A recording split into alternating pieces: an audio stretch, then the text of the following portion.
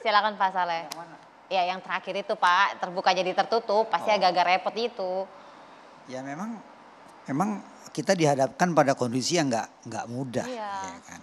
Masyarakat kita masih butuh harga BBM yang terjangkau. Tapi harga kita tadi Pak Kurtubi singgung panjang lebar bahwa produksi turun ya, fakta memang produksi turun ya, sehingga impor makin besar. Itu fakta yang kita hadapi. Resikonya tentu kebutuhan anggaran Pertamina meningkat. Pada pihak lain pemerintah belum bisa mengembalikan kompensasi pada saat tepat waktu. Tentu banyak pertimbangan lah, kita tidak membahas hal itu.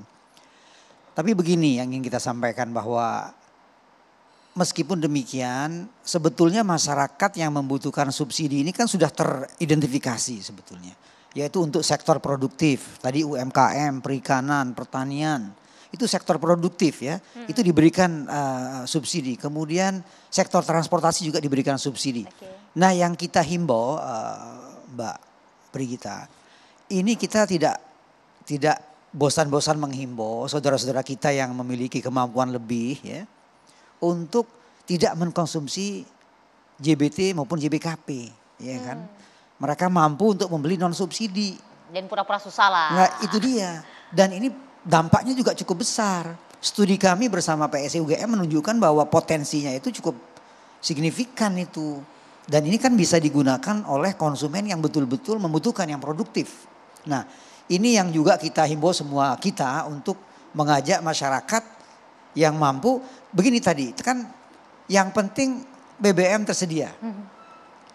Bahkan harganya pun naik, tadi Pak Kurtubi bilang yang penting tidak sesuai harga keekonomian, sedikit di bawah harga keekonomian. Iya. Dan itu juga yang dilakukan Pertamina sekarang kan, dia tidak sampai 16.000 kalau kita bandingin dengan pesaingnya. Nah, saya pikir itu bagian dari komitmen Pertamina untuk yang tadi Pak Kurtubi sampaikan, ya kan, undang-undang pasal 33 lah gitu. Tapi juga Pertamina kan perlu. Iya, sebagai badan Kalau usaha. enggak nanti Pertamina tidak mampu untuk menyuplai kita BBM gimana? Itu resikonya makin keris daren tadi jatuhnya. Ini ahlinya Pak Satya. Jadi sekali lagi kita pengawasan kita full lakukan saat ini. Tapi juga kita himbau teman-teman ya, saudara-saudara kita yang punya kemampuan lebih, termasuk produsen-produsen ya, truk-truk roda 6, roda 4 yang membawa non sembako misalnya. Yang membawa bukan kebutuhan pokok, itu kita harapkan mereka mengkonsumsi BBM non subsidi.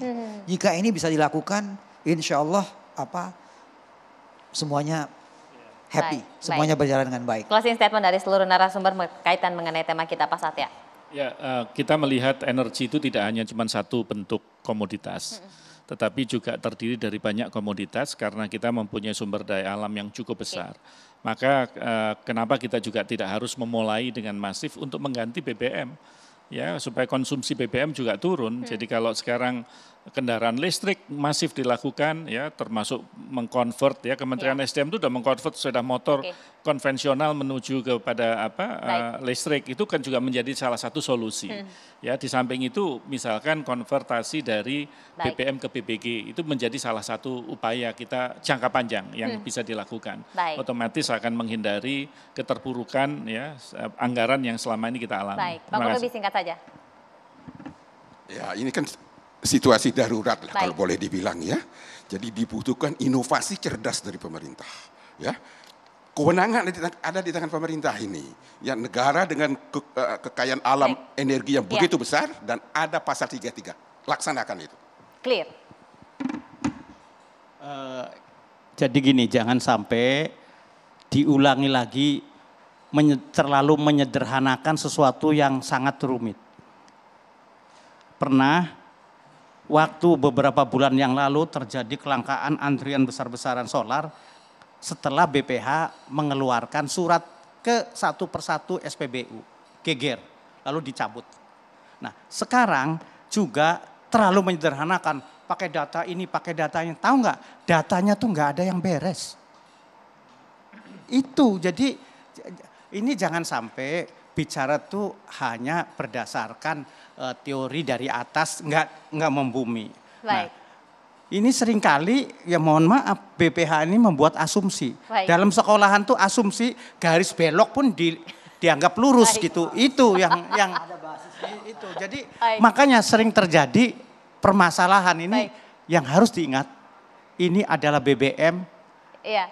komoditi yang dibutuhkan oleh masyarakat banyak. Iya. Hati-hati. Baik, terakhir Pak Saleh, biar clear, biar Iya. nggak ada dusta, singkat saja. Ya semua data kita ada basisnya Mbak, Oke, oke. basis kerjasama dengan universitas ya. Dan sekali lagi kami menghimbau agar kita disiplin dalam menggunakan BBM Oke. subsidi.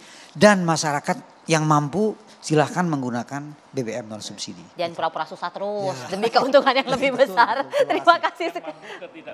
Oke. Terima kasih Mas Saleh, terima kasih Pak Satya, terima kasih Pak Kurtubi, terima kasih Pak Kardaya. Mudah-mudahan yang tadi dihimbau tersadarkan di bulan Ramadan dan seterusnya. Saya Brigita Manohara pamit, selamat malam, sampai jumpa.